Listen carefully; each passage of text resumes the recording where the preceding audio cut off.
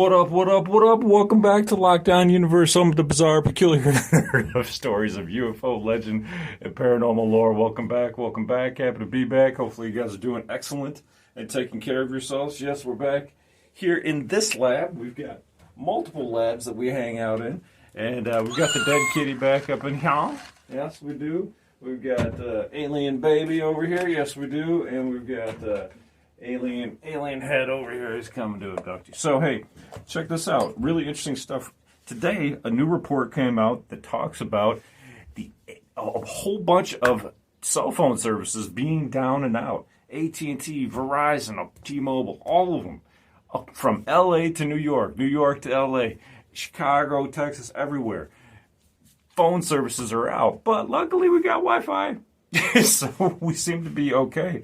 But according to one TikToker and a lot of reports, there's been confirmations nationwide. Is this a cyber attack? Is this what it would look like? Apparently, people are receiving text message notifications from their carrier saying that there's an SOS message that your phone will be out for hours. Some people got it at 2 a.m. Some people got it at 4 a.m. Some people are going to the airport. Their phones don't work. They have to, hook up to Wi-Fi to do a message, through Facebook or whatever. But could this be either an alien attack on the U.S., just a test? Could this be a psyop from the government, just a test? Or could this be a Russian or a China, attack, not as a test, right? So let's check it out. Let's take a look at her video real quick, just a couple seconds, and then we can see, what we think about it. So here, let me take this down for a sec. Pop it right back up. Don't worry. We'll have you in your seated position in just a moment, okay? So let's check this video out real quick, and let's see what you think, okay? All right. What the fuck is going on in the U.S.? Cell networks down nationwide, 911 services across America crash as AT&T, Verizon, and T-Mobile customers from New York to LA report no service or connection with many phones displaying SOS messages. What is going on? Now, that headline was from Daily Mail Online, which was the first source I found talking about it, and they started talking about it an hour ago, a few minutes after the outage started happening, around 4:30 a.m. EST. Here's what the rest of the article says. It says AT&T, Verizon, and T-Mobile users reported early Thursday that they are having network issues nationwide. The issue has left AT&T iPhone users stuck in SOS mode, meaning that they can only make calls to emergency services. And then it talks about some other stuff, but it talks about some of the cities that this is experiencing in, but it seems like it's nationwide. Now, I do have a question about the 911 services going down, whether or not that's entirely accurate. They are reporting in this same article that in Pennsylvania, local... Okay, you get the idea. So my theory is, whether you can call 911 or not, that's great and all, but, who's doing this? Why would they be doing it? What's the purpose? Well, I think, a lot of people think that there's false flag operations, right? We have Operation Northwoods, we have operations all dating back through history that, the government has just tested these weapons out to see how people would react, to see what would go on. Man, if cell phone service went down, people would be sad. But you know what? Hardline service probably works still if you got a hard line in your phone, in your house. Although a lot of people don't have that anymore. I've got one, strangely enough, I just moved and I got one in my garage. Really weird. But I haven't hooked it up. It's just a hard line, old school, big, long lined phone. So I guess if you're working on your truck, you can call somebody out there. I guess I don't know what the hell. But anyway, so my theory is there's been a lot of people that have been experiencing Havana syndrome type symptoms. The Havana syndrome was basically this, auditory weapon that was based in Cuba that hit a whole bunch of government employees as well as civilians and can be used basically worldwide. It doesn't have to be within their country, but when we had a bunch of visitors visiting Cuba, a bunch of our ambassadors got hit with this thing and they experienced nausea, they experienced sickness and so on and so forth. So if a country wanted to test this thing out, they could test it out in their own country. They could test it out against another country. It could be somebody from inside the country, an internal terrorist, could be an external terrorist, could be another country, right? Nonetheless, I got another theory. You may think it's crazy, but there was this video taken not too long ago that shows a humongous, I don't know if it's a ghostly presence in the skies. I don't know if it's an alien. I don't know if it's like what David Grush said, in the holographic theory, where if we're in another dimension, we can broadcast our shadow down to smaller dimensions. Say if you're in the fifth dimension, you can broadcast your shadow down into the fourth dimension. But I want to show you something. Check out this video. This video is freaking nuts, and it is if it's real, it's freaking terrifying. Check it out. This guy captured this during a lightning storm. Just watch this. Look at that.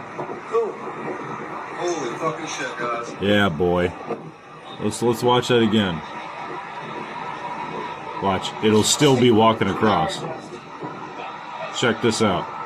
Look at that. Just walking across the sky. Now, okay. A lot of people can say, "Oh, well, that's just CGI." Who the hell knows? It could be AI. For all we know. But a lot of people, a lot of experts in the field of CGI, AI, so on and so forth, said that the way that this looks, and they actually looked at the grain of the video and everything like that, they said it would be really difficult to fake this. Although with AI and everything, who the hell knows? But check this out again, right? Let's just look at it. Just for the sake of looking at it, not even for the sake of it maybe causing the outages, but it could have. This entity walking across, it looks like its cane is the lightning bolt, although it has another cane. And it goes on for a few more seconds. Let's watch it again.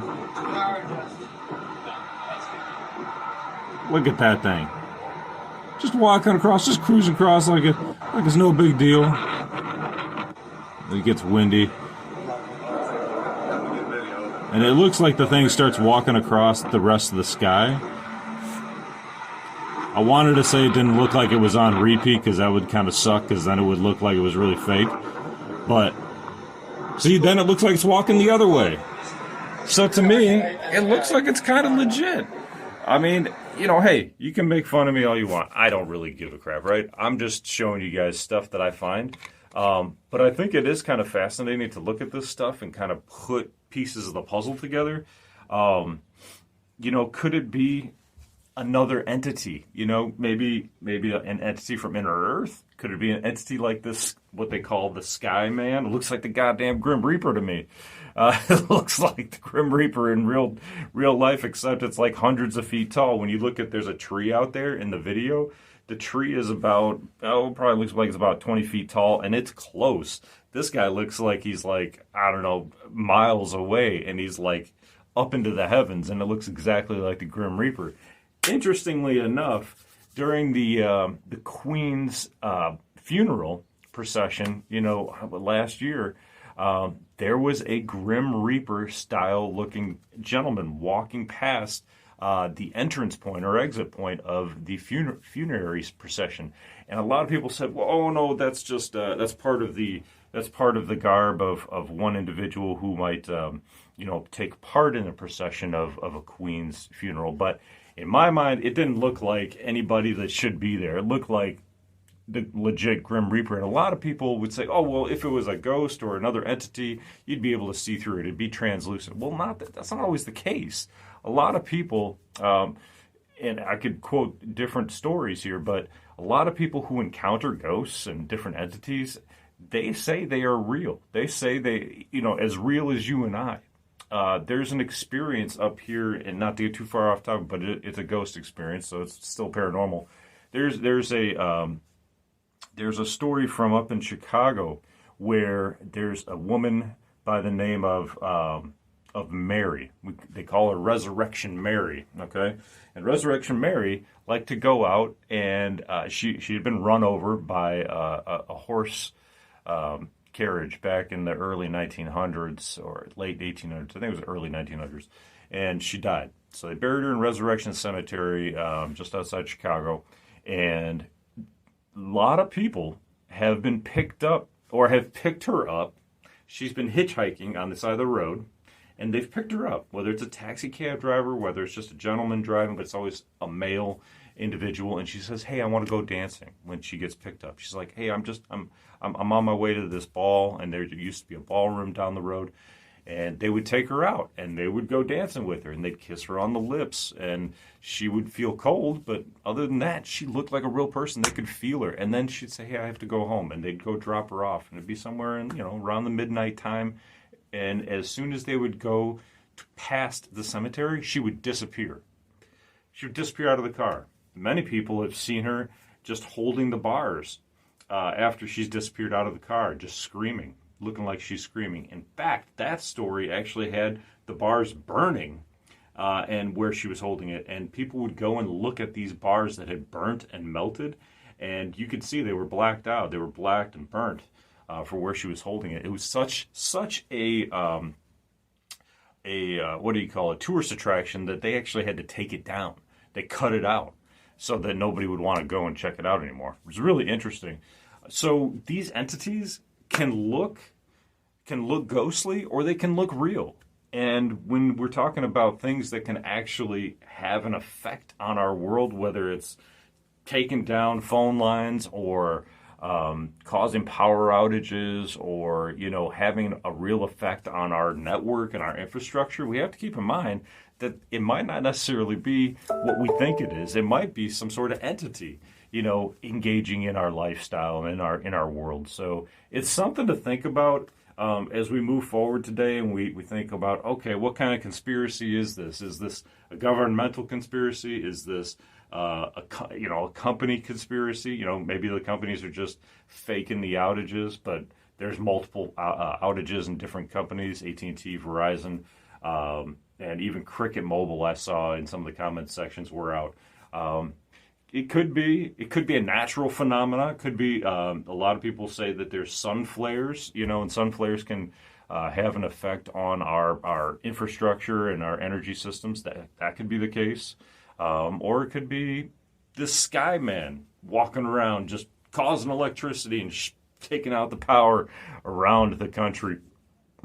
Or it could be one of our enemies. We really don't know. Or it could be aliens.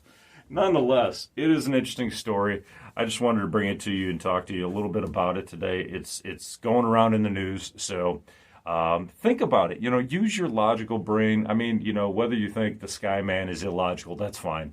But just think about it, logically. Like, what would cause not just one company. One company makes sense. Okay, maybe they had a software glitch. Maybe they had something happen in their switch stations. I used to work at Verizon. I know a little bit about them. But for all the companies to be going down at the same time, it's too unlikely. So something's going on.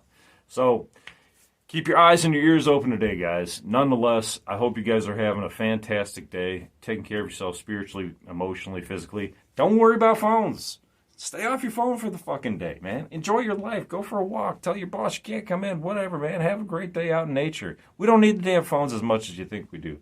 Yeah, I do my podcast on the phone, but I don't give a shit. We could be off podcasts, for a while and just have a nice nature, enjoyment day, mental health day, whatever you want to call it. And we can always do stuff on our computers and our phones still with Wi-Fi. So there you go. And if we got to go back to hard lines and malls being open, I wouldn't be opposed to that either. So anyway, guys, I hope you have a fantastic day. Take care of yourselves, physically, spiritually, emotionally. Like I said, follow through on your hobbies and your goals and your dreams, man, whatever they are. Start a podcast, take your dog for a walk, do art, work on your car, whatever makes you happy. And as always, continue to question the universe around you. Till tomorrow, guys, take care of yourselves. Lockdown Universe is out. Peace.